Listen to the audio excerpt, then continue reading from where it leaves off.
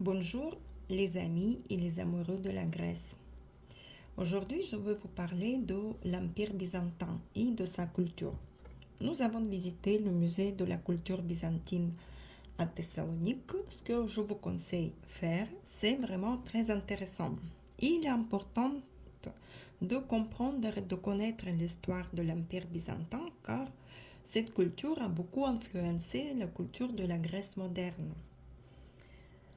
Cette culture a duré presque 1000 ans et l'Empire byzantin, souvent appelé Empire romain d'Orient ou simplement Byzance, exista de 330 après Jésus-Christ en 1453, avec sa capitale fondée à Constantinople par Constantin Ier, qui a régné de 306 jusqu'à 337. L'empire varia en taille au cours des siècles, possédant à un moment ou à un autre des territoires situés en Italie, en Grèce, dans les Balkans, au Liban, en Asie mineure et aussi en Afrique du Nord. Il a d'abord été la partie orientale de l'Empire romain, mais ensuite acquis une identité propre. Au départ, il était plus roman, mais au fil des siècles, il s'est éloigné des traditions de l'Empire romain d'Occident. La plupart des historiens s'accordent cependant pour dire que l'Empire byzantin prit fin le mardi 29 mai 1453, lorsque le sultan ottoman Mehmed II conquit Constantinople. Byzance était un État chrétien, donc le grec était la langue officielle. C'était une monarchie régnée par un empereur qui était commandant en chef de l'armée, chef de l'Église et du gouvernement. Le gouvernement byzantin suivait les modèles établis dans le Rome impérial. L'élite des sénateurs formait le petit Sacrum Consistorium, que l'empereur était en théorie censé consulter sur les questions d'importance nationale. Le paganisme continua d'être pratiqué pendant des siècles après la fondation de Byzance, mais ce fut le christianisme qui devient le trait caractéristique de la culture byzantine, influençant profondément sa politique, sa relation extérieure, son art et son architecture. L'Église était dirigée par la patriarche ou évêque de Constantinople, qui était nommé ou révoqué par l'empereur.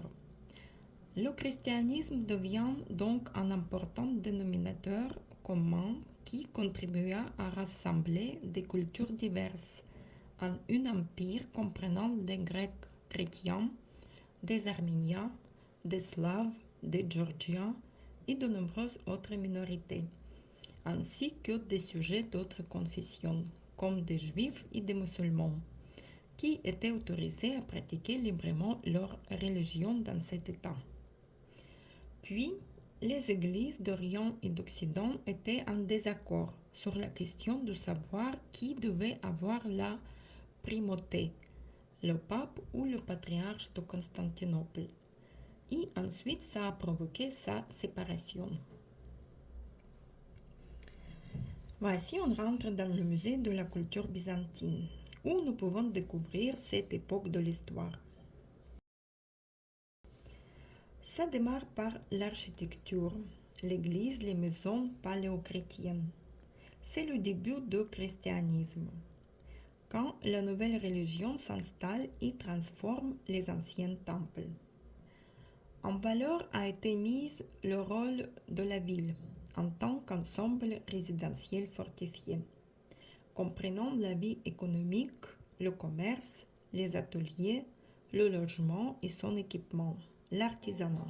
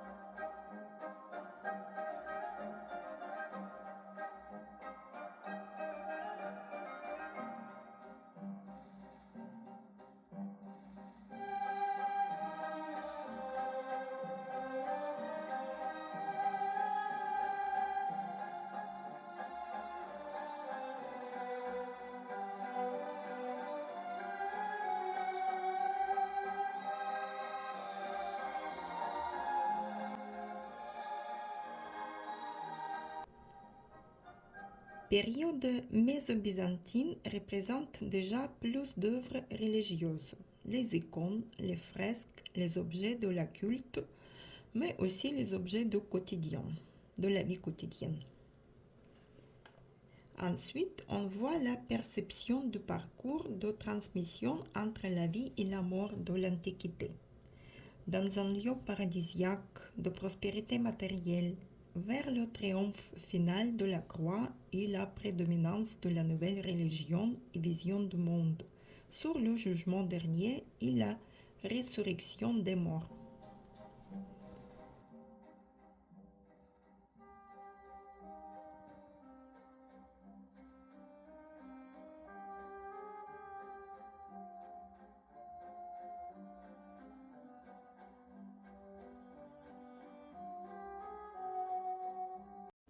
Les mosaïques byzantines représentent des personnages saints, des empereurs et des impératrices, des fonctionnaires de l'Église et des scènes de la vie quotidienne, notamment dans le domaine de l'agriculture. La sculpture en grande échelle semble avoir été moins populaire que dans l'Antiquité, mais les sarcophages en marbre sculpté ont été produits en grand nombre. La mort était très importante à cette époque. Enfin, le travail de métal, en comparant en particulier de l'émail et des pierres semi-précieuses en cabochon, était une spécialité byzantine. Les artisans produisaient de nombreux plats, tasses, bijoux de toutes sortes, couvertures de livres, en particulier pour les Bibles, et reliquaires, boîtes pour conserver des reliques sacrées, de grande qualité et au design complexe.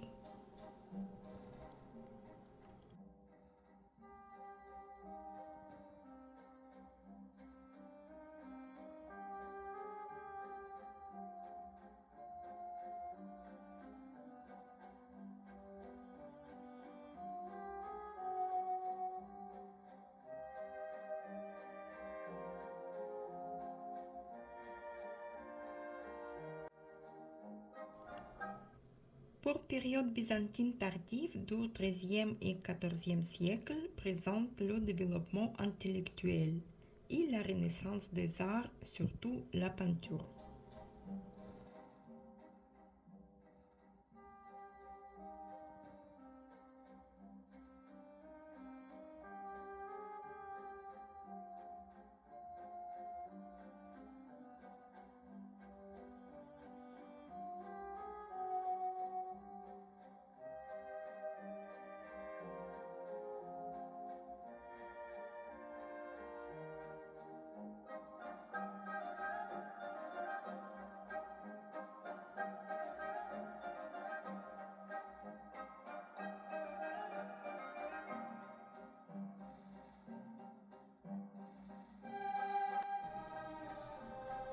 Les architectes byzantins continueront à utiliser les ordres classiques dans leurs bâtiments et empruntent des idées au Proche-Orient, entre autres.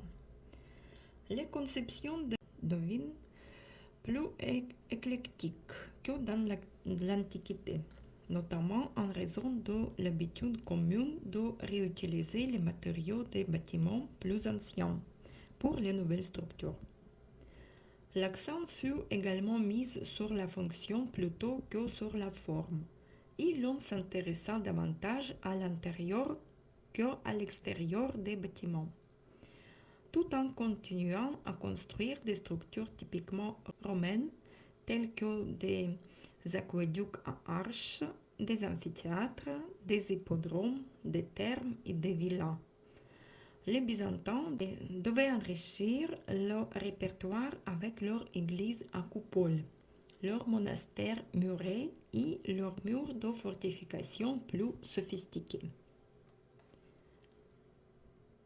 Les œuvres d'art qui véhiculaient un message religieux, principalement le besoin de salut et le renforcement de la foi, étaient produites en très grand nombre, notamment les mosaïques murales, les fresques et les icônes.